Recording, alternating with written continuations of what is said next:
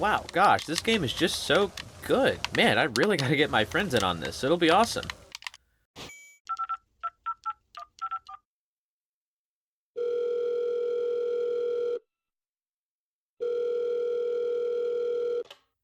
Hello? Hey, anonymous friend, we gotta play some Wizard of Legend. We can do local co-op, but don't worry, I already have your address. I can be there in 10 minutes. Wizard of what?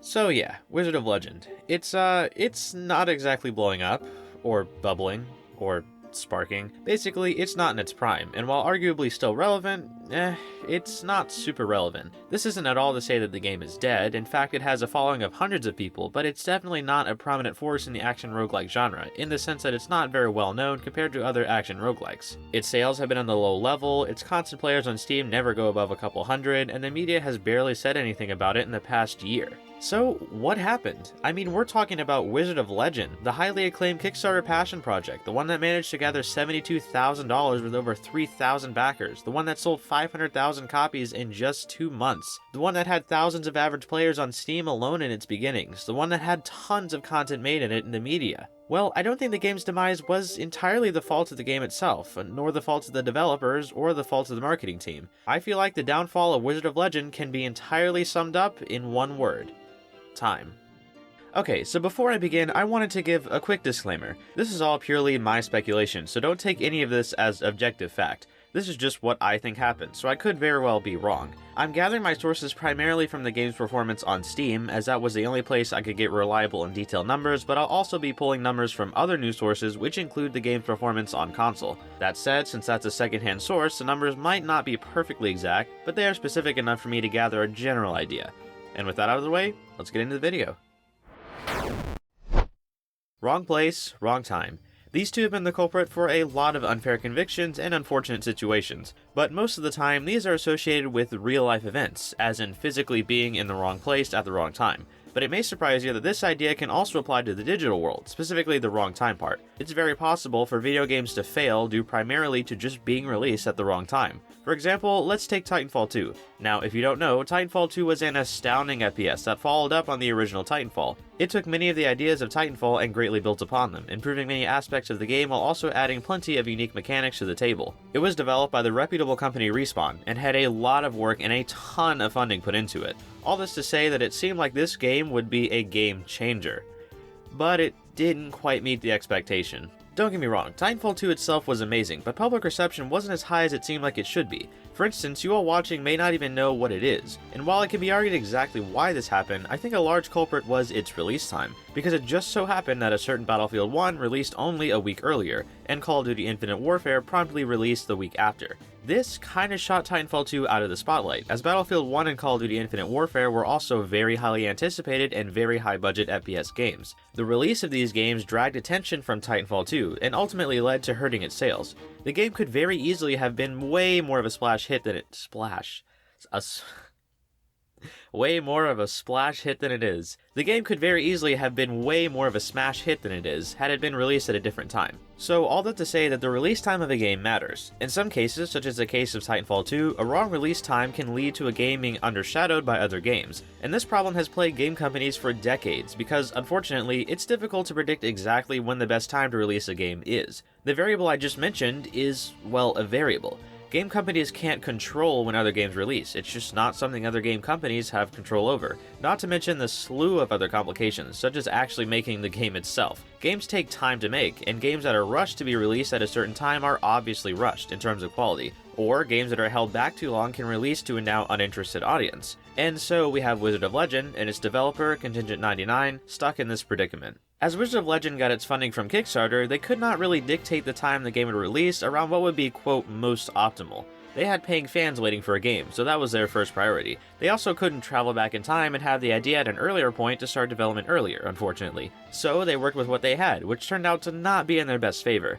But before we move on, we need some context for what was going on around when Wizard of Legend made its debut. So, the 2010s, along with other things happening, the 2010s saw a huge surgence of a particular game genre, the action roguelike. The genre had existed for years by this point, but new and inventive games were really being idealized and developed around this time period.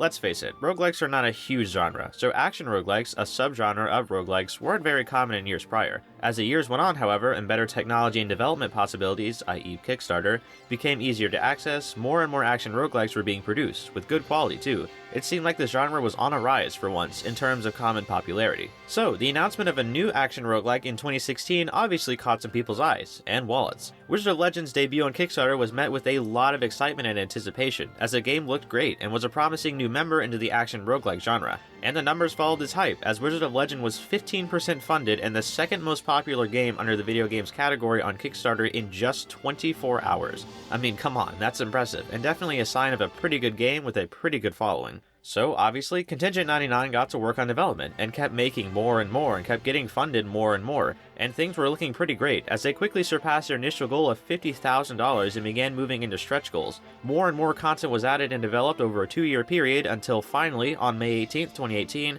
Wizard of Legend was released to the public. And as I mentioned before, it was crazy well received. Initially.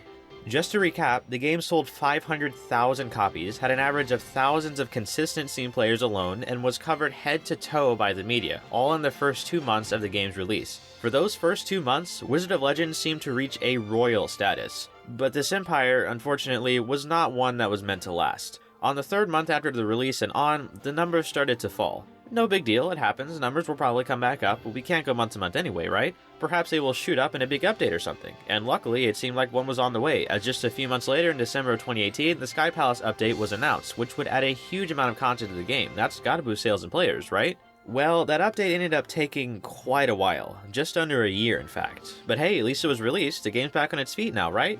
Well, no. While the game saw a small spike in players and sales the month the update was released, it quickly simmered back down to lower levels after a month or two. And the same story goes for the Boss Rush update, and the Thundery Keep update. And all this time, the game was put on sales on and off, which helped, but not much at all in the long term. It just gave small little boosts in players and sales that dwindled down after the sale ended. And that leads us to today. There hasn't been a large update in nearly a year now, and the sales and numbers are just sitting at a fraction of the initial amount. The game has pretty much disappeared on the internet, with barely any new media made about it. The game's just gone. And it just doesn't make sense. Like, what happened? Well, I sat on this question for a good long time. I had no idea why the game was so big at first, but then just stopped being big so quickly. I mean, literally 3 or 4 months in, and the game had dropped hard in sales and players. On my quest to find an answer, I initially looked to the game itself first. Maybe something happened that caused its own downfall, but when replaying it, I just couldn't find anything. I mean, the game isn't the most giant, impressive, blow-your-mind thing ever, but it's solid. It's a good action roguelike. Sure, it has its issues, but to me at least, it had a ton of potential to be great, and all the positives way outshine the negatives of the game. I didn't see a reason that people would just stop playing and buying it like they did. So then I looked to the devs of the game. Perhaps they didn't supply us with enough content to get people interested in buying and keep people playing. And this is a fair point. I mean, the first large update took just under a year to be released, and subsequent updates were spread out by several months. But it wasn't like a dry zone or anything. There were sufficient small patches being released at all times, and large updates had so much content that it took a long time to play through it all, about enough time for the next update to be released. And while as of recently the updates seem like they are slowing down a bit, that doesn't explain the drop in sales and players back then, when the updates were more consistent. So if it's not the game, and it's not the devs, then what is it? Well, the only conclusion I could come to was time. I think the downfall of Wizard of Legend was caused by it being released at the wrong time. Wizard of Legend was released on May 15th, 2018. In that same month, there was a big resurgence of The Binding of Isaac, and 2 months after the game's release, we saw a giant resurgence in Enter the Gungeon from the AG&D update. This, I think, took its toll on the hype for Wizard of Legend, and the trickle of interest to these games was most likely taken in part from the interest of Wizard of Legend. These were really big players in the top-down action roguelike scene, so their resurgence clouded the release of Wizard of Legend. I honestly can't say for sure to what extent they hurt Wizard of Legend, but I think that they had an effect on Wizard of Legend. I mean, the numbers of these games' resurgences line up with the declining numbers of Wizard of Legend. The Binding of Isaac's surgence was the month of the release, which correlated to the drop in players the very first month, and the surgence of Enter the Gungeon correlated to the just destruction of the numbers in the second month of the release and on. A ton of people played Wizard of Legend when it released, but the hype of the game was hurt by these other big games' resurgences, and gradually the sales and players went down due to this lack of hype for the game. And I think a big nail on the coffin for the game was the release of Hades in December of the same year as a release of Wizard of Legend. Now, Hades is obviously different from Wizard of Legend in style, more noticeably so than games like Binding of Isaac and Enter the Gungeon, but it still is an action roguelike at its core, and so its very successful release was kind of like the final lifeline cut from Wizard of Legend. If they had any time in the spotlight at this point, then it was most likely diverted to Hades. And unfortunately, the first big update for the game was just not released in time to revamp the hype, as by the time it was released, the game's potential to return was just so low. It was pretty much over, and the game really never recovered from its initial drop, not near the sales and players it had before the drop. And while games usually do drop in players and sales from their initial launch, usually the drop isn't too severe and is often recovered in parts through time and updates. But poor Wizard of Legend was just decimated and was not getting back up, even nowadays. And so it faded back into obscurity, and while it had and still has a good sized player base, it's nothing near the size of the game at its release. So, is this the dead set reason for the decline of Wizard of Legend? I honestly am not sure. This was so hard to research and get a conclusion on, and I still have my doubts. It's just so odd that a game died so quickly when it had such a promising start. So there may have been other variables that caused the fall of Wizard of Legend that I don't know about, but this whole time idea was what seemed most probable to me. And I actually want to correct myself here, because when I say fall, I don't mean like permanently fell. It's very possible that the game gets some update or rework that blows the game back into its initial position at launch. This, while not probable, is possible. So if you're watching the video amidst a new hype of Wizard of Legend, then great. I mean, the game deserves it, and I hope it does happen. The game is the definition of a hidden gem. It's a solid, fun, and creative action roguelike that unfortunately just fell because of the unstable nature of time in the gaming market. I actually made a review, which is old, so bear with me, of the game that you can check out if you want to know more about the game itself and why I think it's great, because it is. And of course, please discuss about this video in the comments, especially seeing as this is more of an open-ended topic. I probably am missing some pieces to this bewildering puzzle. Why do you think the game fell so quickly? Was it time, or something else, or a mix of things? Can the game recover itself back to its initial position? Please give your thoughts in the comments. And with that, I bid you adieu. Oh, sorry, I gotta take this. Yeah, hello? Oh. So the time machine for my plan to force the hype of Wizard of Legend is a no-go then? What? You know, Wizard of Legend. You don't know what Wizard of Legend is?